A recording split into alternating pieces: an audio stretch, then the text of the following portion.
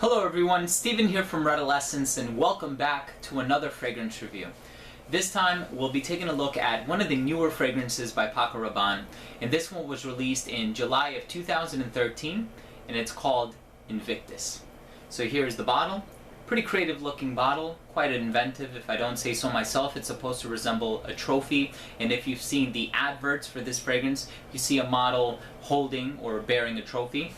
So this was a collaboration among 4 perfumers. I think the first fragrance I've reviewed on my channel that took 4 perfumers to make.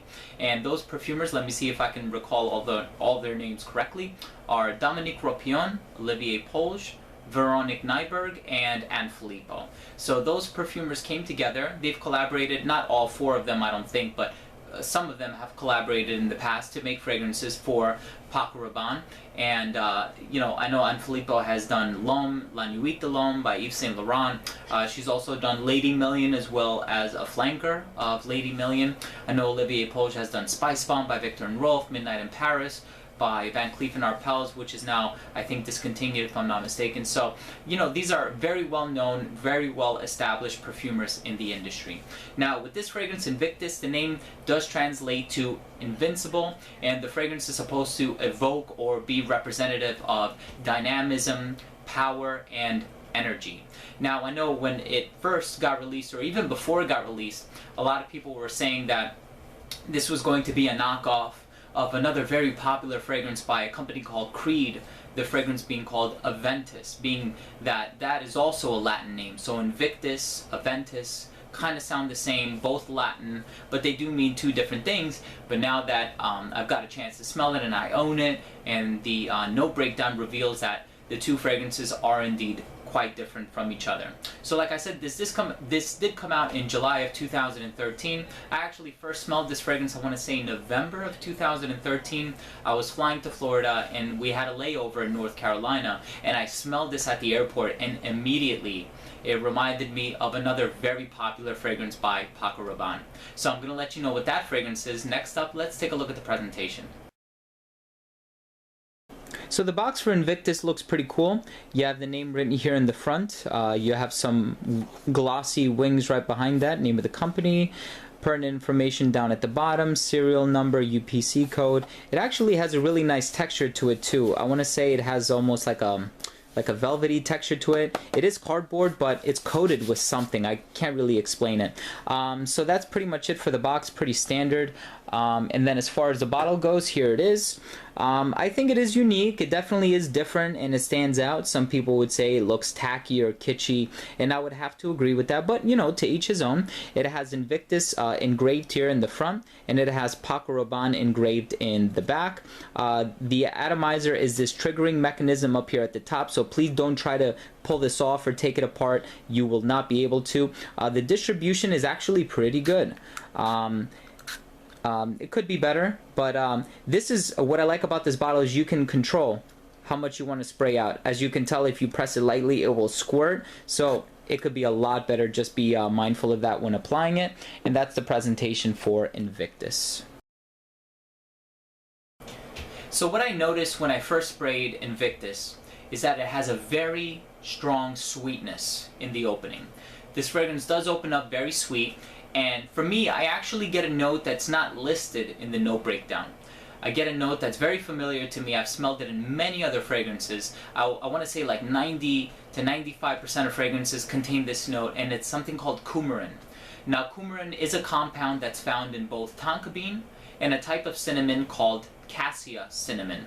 And this leads me to something that I mentioned in my intro, which is when I said that this reminds me of another very popular Paco Rabanne fragrance. That Paco Rabanne fragrance is 1 Million. Now, as you probably know, 1 Million contains cinnamon, and coumarin is found in a variety of cinnamon known as cassia cinnamon. So I think it's definitely coumarin, and of course I looked at the bottom of the box, and it's one of those allergen notes that is listed at the bottom of the box, and it does contain coumarin. So I think that that's really what characterizes the sweetness in the opening of this fragrance. So of course, right away it reminded me of Versace Eros, it reminded me of Polo Red by Ralph Lauren, it reminded me of The Game by Davidoff, Code, by Armani Code. Just a lot of fragrances that contain a heavy dose of tonka bean and coumarin. So in the opening it has a nutty odor profile with a vanillic overtone. So it does have that sweetness to it. It also has a melon-like quality to it. A very almost aquatic, fresh melon quality to it. And I think I can attribute that to the note of Cologne. Cologne is another synthetic compound.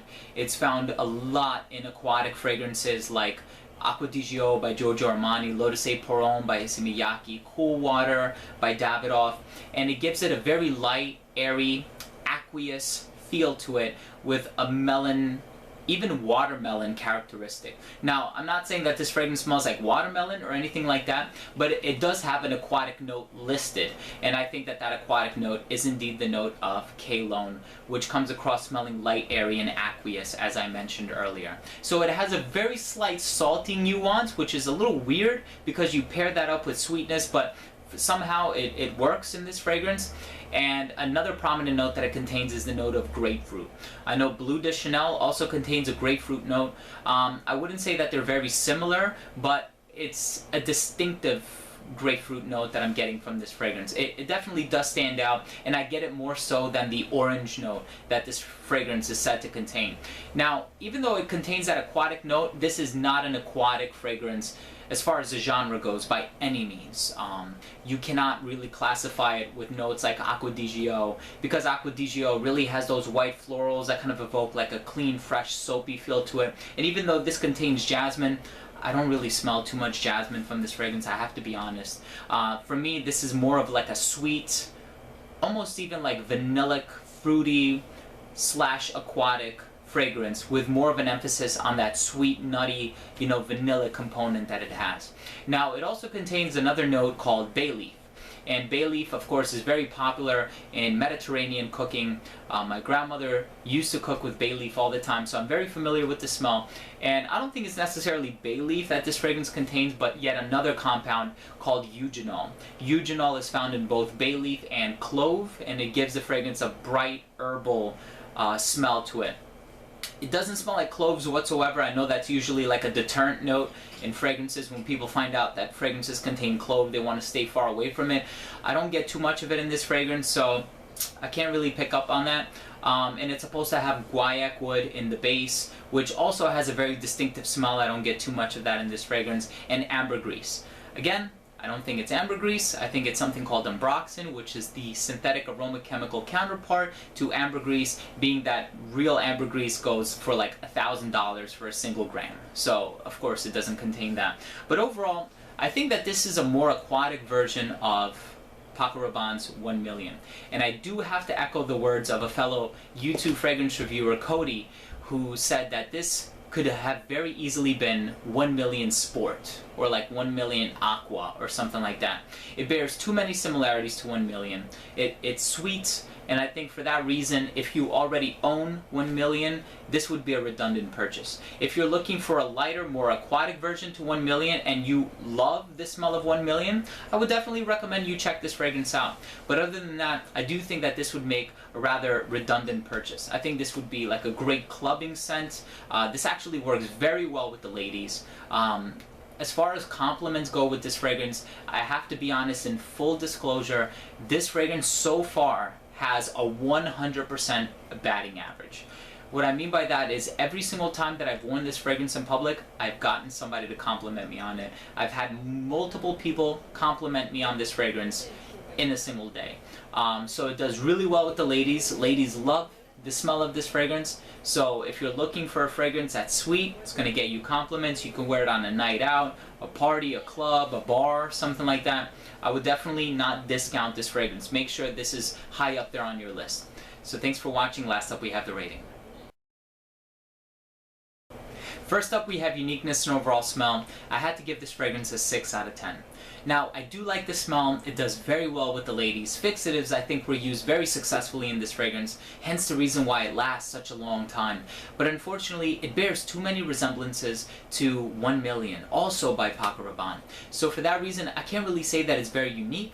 And even though the scent is very pleasant, and it doesn't really have a manufactured appeal to it, I just don't think that it really stands out enough to warrant a purchase, especially if you own fragrances like 1 Million, or even something like Cuba Royal, which is a very inexpensive alternative to 1 Million.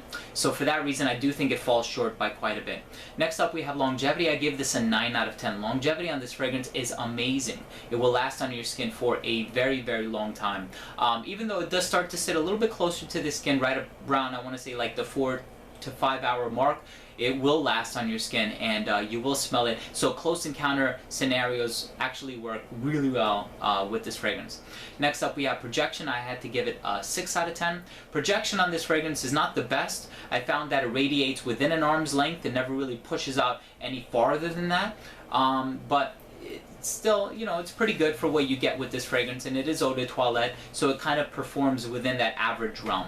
As far as versatility goes, I gave it a 7 out of 10. I know it's marketed for men, and I've had a few women smell it, including my fiance, and she said that it has like a man's cologne type of smell to it. But I can see this one being unisex because of the sweetness. I do think that it would work better on a night out, and maybe even semi-formal. Formal, I think I would probably reach for something with a little bit more citrus, just to give it kind of like that refined quality to it. But I think casually, because of the price tag and those other scenarios, it would work in just fine. I think in terms of seasons, this could be an all year round fragrance. The performance would allow it to work very well in the colder months, whereas the genetic makeup, the composition, like the grapefruit and the bay leaf, the aquatic notes, those are all evocative of hotter weather. So I think that this is a year round fragrance. So the versatility on this fragrance is actually really good. Last up, we have the presentation. I had to give this one a 6 out of 10. Now this is a different kind of presentation. It's unique, I'll give it that. It definitely does stand out. I don't have any other fragrance in my collection that looks quite like a trophy. But then in the end, you know, it's a trophy. It's a fragrance that looks like a trophy. So a lot of people would say it's kitschy. They would say that it's tacky. They would say that it's made to appeal to undiscriminating taste and to appeal to the masses, and I think that's definitely true. So I had to give it a 6 out of 10. Overall, I'm going to give this fragrance a 7 out of 10. Now, I can see this one being a very popular fragrance. I can see this one selling just as well as 1 Million, which is one of the best sellers.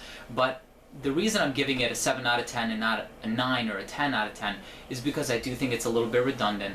I think that this one bears too many similarities to 1 Million to warrant a purchase if you already have that one. But make sure you sample it. This is definitely a try from me. So guys, thank you so much for watching. That was my review of Invictus by Paco Rabanne. If you own or have tried this fragrance, please let me know what you think by leaving a comment down below. Also, please don't forget to comment, rate, and subscribe for future videos and frequent giveaways. Again, thank you so much for watching. This has been Steven with another fragrance review from Adolescence. See you soon.